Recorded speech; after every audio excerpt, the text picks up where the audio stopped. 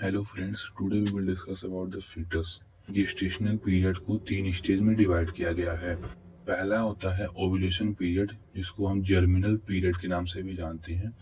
ये after ovulation से 2 weeks तक इसको काउंट करते हैं। ओव्यूलेशन पीरियड के बाद आता है एम्ब्रियोनिक पीरियड। एम्ब्रियोनिक पीरियड को 3 वीक से 8 वीक तक हम काउंट करते हैं। इसमें CRL जो होता है 4 mm होता है। CRL मतलब होता है crown rump length. Crown rump length मतलब बेबी को हम 5 मंथ के बिफोर CRL में मेजर करते हैं, उसके बाद CHL में मेजर करते हैं। इसके बारे में हम अभी आगे बताते हैं। फीटल पीरियड थर्ड होता है। फीटल पीरियड इसमें हम 8 वीक से, जब तक बेबी का बर्थ नहीं जाता तब तक क्यों पीरियड को हम फीटल पीरियड कहते हैं। मीनवाइल जब तक बेबी वॉर्म में है, एम्ब्रियोनिक पीरियड के बाद जब तक वॉर्म में रहेगा फीटल पीरियड में काउंट होता है। उसके बाद देखिए, अभी हम आते हैं CRL और CHL पर। क्राउन रम्प लेंथ होता है जो वर्टेक्स से कॉकिक्स तक हम मेजर करते हैं, इसको कहते हैं क्राउन रम्प लेंथ। ये देखिए, यहाँ से लेके यहाँ तक ये कॉकिक्स है बेबी का, और यहाँ पे वर्टेक्स है। तो ये वर्टेक्स है और जो क्राउन का लेंथ है इसको हम कहेंगे CRL। ये हो जाएगा CRL। ठीक। अब इसके इसके बाद हम देखेंगे CHL। CHL में हम बेबी के क्राउन से लेके मतलब वर्टेक्स से लेके हिल तक, पैर की एड़ी तक हम उसको मेजर करते हैं इस तरह से। तो उसके हम कहते हैं CHL होता है। CRL जो होता है इसको हम 5 मंथ के बिफोर लेते हैं, एंड CHL जो होता है इसको हम 5 मंथ की लेटर लेते हैं। मतलब 5 मंथ के बाद अगर गेस्टेशनल पीरियड 5 मंथ क्रॉस कर गया तो हम CHL में मेजर लेते हैं, CHL मेजर करते हैं। ठीक। अब आता है कैलकुलेशन ऑफ द लेंथ। हम CHL कैसे कैलकुलेट कर सकते हैं, क्योंकि हम मदर के वॉर्म में तो जा नहीं सकते हैं, तो हमें कैलकुलेट करने के लिए चाहिए होगा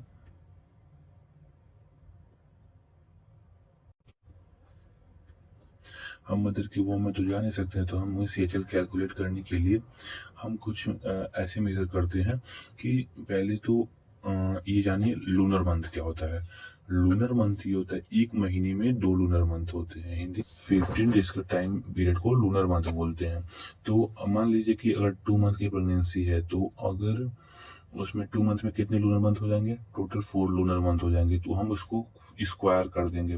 तो 4 को हम स्क्वायर करते हैं तो 4 4 16। तो 16 सेंटीमीटर जो होगा ये CHL होगा। और अगर सेकेंड हाफ चल रहा है, सेकेंड हाफ मतलब बोले तो 20 वीक के बाद, 20 वीक के बाद जो है, अगर CHL हमें मेजर करना है तो हम उसको क्या करते हैं कि उसको 5 से मल्टीप्लाई कर देते हैं, जितना भी लूनर मंथ हुआ रहता है। तो सपोज कि 6 मंथ का बेबी है, तो अगर 6 मंथ का बेबी है तो उसमें कितने लूनर मंथ हो जाएंगे, टोटल 12 लूनर मंथ हो जाएंगे। तो 12 × 5 करेंगे तो 60 सेंटीमीटर जो हो जाएगा बेबी का क्राउन हील लेंथ हो जाएगा CHL। Age of the foetus, हाँ, ईज ऑफ द फीटस हम दो तरह से निकाल सकते हैं। एक होता है LMP का जो फर्स्ट डे होता है वहां से काउंट करते हैं, जो दूसरा होता है ओव्यूलेशन के टाइम काउंट करते हैं। Growth of the foetus. Foetus का ग्रोथ कैसे होता है। फीटस की ग्रोथ करने के लिए सेल में हाइपरप्लेसिया और हाइपरट्रॉफी होते हैं, जिससे सेल का नंबर और साइज दोनों बढ़ता है, जिसकी वजह से सेल के बॉडी में ग्रोथ होता है। Growth increases till 37th week. 37 week तक ग्रोथ बढ़ता रहता है। और जो बेबी का ग्रोथ होता है फर्स्ट हाफ मतलब 20 वीक तक जेनेटिक फैक्टर पर डिपेंड करता है कि कैसा जेनेटिक फैक्टर है। उसके बाद डिपेंड करता है इन्वायरमेंटल फैक्टर क्या है, मतलब मदर जिस फैक्टर में, मतलब जिस तरह से रह रही है, उसका क्या न्यूट्रिशनल स्टेटस है, क्या उसका इम्यूनिटी है, क्या उसका मतलब फिजिकल स्ट्रेंथ है, ये सब चीज़ें मैटर करती हैं। The important physiological factors are race, parental height, weight, birth order, socio economic factor. मतलब कि जो जो चीजें फीटस की ग्रोथ पे असर डालती हैं वो है रेस। रेस में अफ्रीकन पीपल हैं तो उनकी रेस में लोगों का हाइट एंड वेट ज्यादा होता है, तो फीटस का हाइट एंड वेट ज्यादा होगा। तो जैसे चाइनीज लोग होते हैं तो उनका हाइट एंड वेट थोड़ा शॉर्ट होता है in comparison to African people. We Indian are the average people. तो ये सब चीजें भी फीटस पे डिपेंड करती हैं। पेरेंट्स का क्या हाइट है, क्या वेट है, ये भी डिपेंड करता है। बर्थ ऑर्डर डिपेंड करता है कि सोशियो इकोनॉमिक फैक्टर किस इन्वायरमेंट से आई है, क्या न्यूट्रिशनल इंटेक है, किस, ये सब चीजें भी डिपेंड करती हैं।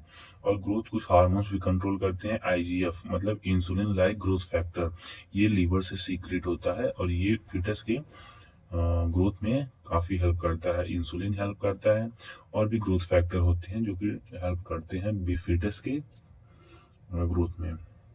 फिर अब हम बात करेंगे फीटल फिजियोलॉजी के बारे में। न्यूट्रिशन, न्यूट्रिशन कैसे लेता है बेबी? तो 3 स्टेज में फीटस का मतलब गेस्टेशनल पीरियड में 3 स्टेज में न्यूट्रिशनल का सप्लाई किया जाता है। पहला होता है एब्जॉर्प्शन। एब्जॉर्प्शन में क्या होता है कि ड्यूटोप्लाज्म होता है साइटोप्लाज्म के अंदर, उसके अंदर कुछ न्यूट्रिशंस स्टोर्ड होती हैं। तो वो बेबी एब्जॉर्ब मतलब जो भी एम्ब्रियो स्टेज होता है या फिर जायगॉट का स्टेज होता है, तो उस स्टेज में एब्जॉर्ब होता है। फिर उसके बाद आता है हिस्टोट्रॉफिक। इसमें इम्प्लांटेशन के बाद, जब इम्प्लांटेशन के बाद और जब तक प्लासेंटा नहीं बन जाता है तब तक इसको हिस्टोट्रॉफिक कहते हैं। तो हिस्टोट्रॉफिक में बेबी कुछ स्ट्रोमा या फिर जो डिसिडुआ में थोड़ा इरप्शन हो जाता है, तो वहां से न्यूट्रिशन लेता है। उसके बाद आता है हिमेटोट्रॉपिक। जब रियल प्लासेंटा बन जाता है तो प्लासेंटा बनने के बाद फीटल सर्कुलेशन अपने आप स्टैब्लिश हो जाता है। उसके बाद न्यूट्रिशन अपने आप मदर फीटस में जाता रहता है। उसके बाद फीटल ब्लड। फीटल ब्लड में 14th डे पर युग सैक में ही हिमोटोपोइसिस स्टार्ट हो जाता है। By 10 month within liver, 10वें महीने से लीवर में स्टार्ट हो जाता है ब्लड का बनना, आरबीसी का बनना। उसके बाद स्प्लीन में आरबीसी बनने लगता है। उसके बाद बोन मैरो से स्प्लीन बनने लगता है। और जब बेबी टर्म पीरियड में होता है तो उस टाइम पर सबसे ज्यादा बोन मैरो से बनता है। फीटस गेस्टेशनल पीरियड में है तो उस टाइम पे जो आरबीसी होती है मेगालोब्लास्टिक होती है, मतलब अपने नॉर्मल साइज से बड़ी होती है। बट जब वो टर्म आता है तो उस टाइम ये नॉर्मल हो जाती हैं। बट फिर भी अगर तो जिस टाइम बेबी डिलीवर होता है उस टाइम पे 20% नॉर्मल होते हैं और 80% मेगालोब्लास्टिक आरबीसी होती हैं। फीटल जो हेमोग्लोबिन है उसमें ऑक्सीजन को बाइंड करने का ज्यादा कैपेबिलिटी होता है। और जब बेबी डिलीवर होता है उस टाइम पर जो फीटस और प्लासेंटा में ब्लड वॉल्यूम होता है वो डिपेंड करता है बेबी का वेट कितना है। 125 ml पर केजी के हिसाब से बेबी फीटस का ब्लड होता है। Life span of foetal RBC is 80 days. 80 days होता है फीटस का जो आरबीसी है उसका लाइफ स्पैन। 18 डेज के बाद आरबीसी डिस्ट्रक्ट हो जाता है। Leucocyte and foetal defence. Leucocyte 2 महीने के बाद गेस्टेशनल पीरियड में अपीयर होता है फीटस में। 15 to 20,000 पर mm³ होता है। थाइमस और स्प्लीन लिम्फोसाइट बनाते हैं। मैटरनल आईजीजी क्रॉस कर देता है प्लासेंटा को 12th वीक से। आईजीएम जो होता है फीटल ओरिजिन का खुद का अपना उनका ल्यूकोसाइट है। अब आता है यूरिनरी सिस्टम। फर्स्ट ट्राइमेस्टर में ही नेफ्रॉन एक्टिव हो जाते हैं और यूरिन सीक्रेट करने लगते हैं। और जब तक टर्म पीरियड आता है नियर टर्म तक यूरिन का प्रोडक्शन हो जाता है 650 ml पर डे। फिर भी किडनी का होना बहुत ज्यादा एसेंशियल नहीं है बेबी के फीटस के लिए। At 16th week lanugo appear but near term completely disappear.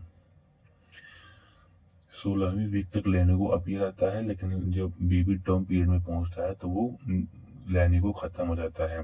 सीवेसियस gland 20 week पर आता है और उसके बाद स्वेट ग्लैंड आ जाता है। वर्निस कैसियोसा जो होता है वो भी बेबी में आ जाता है जो कि सीवेसियस ग्लैंड का ही सीक्रेशन होता है जो कि एक्सफोलिएटेड एपिडर्मल सेल से मिक्स होता है। जीआई ट्रैक में क्या होता है, फीटस क्या करता है, स्वेलो कर लेता है एमनियोटिक फ्लूइड। 10 से 12 वीक पे ही ये सब चीजें होने लगती हैं। मिकोनियम 20 वीक से अपीयर होता है और पूरे गट में अपीयर होता है, जिससे ये पता चलता है कि मिकोनियम अगर पूरे गट में है जिसका मतलब पता चला कि पेरिस्टालसिस मूवमेंट हो रहा है, तभी तो मिकोनियम पूरे गट में फ्लो मतलब पहुंच चुका है। If intrauterine hypoxia is there then the anal sphincter is relaxed. Sorry, यहाँ पे इंस्पेक्टर की स्पेलिंग गलत हो गई है, इंस्पेक्टर है। और अगर हाइपोक्सिया होता है बेबी के साथ इंट्रायूटेराइन लाइफ में तो इंट्रायूटेराइन लाइफ में अगर फीटस का हाइपॉक्सिया हो रहा है तो उसका जो एनल इंस्फिक्टर होगा वो रिलैक्स हो जाएगा, जिसकी वजह से मेकोनियम वाइडेड हो जाता है एमनियोटिक फ्लूइड में।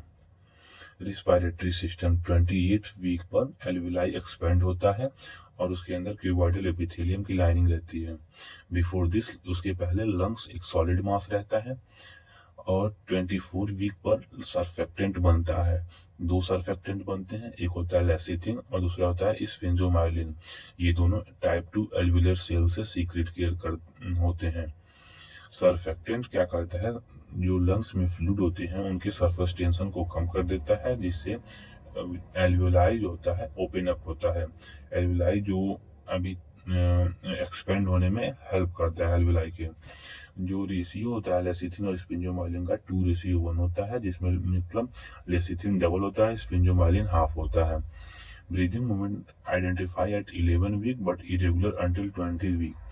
11 वीक से ब्रीदिंग मूवमेंट आइडेंटिफाई किया जा सकता है, बट 20 वीक तक रेगुलर नहीं रहता है, इरेगुलर होता है, फिर भी मतलब आइडेंटिफाई कर सकते हैं 11वें सप्ताह से, बट 20 वीक के बाद वो रेगुलर हो जाता है।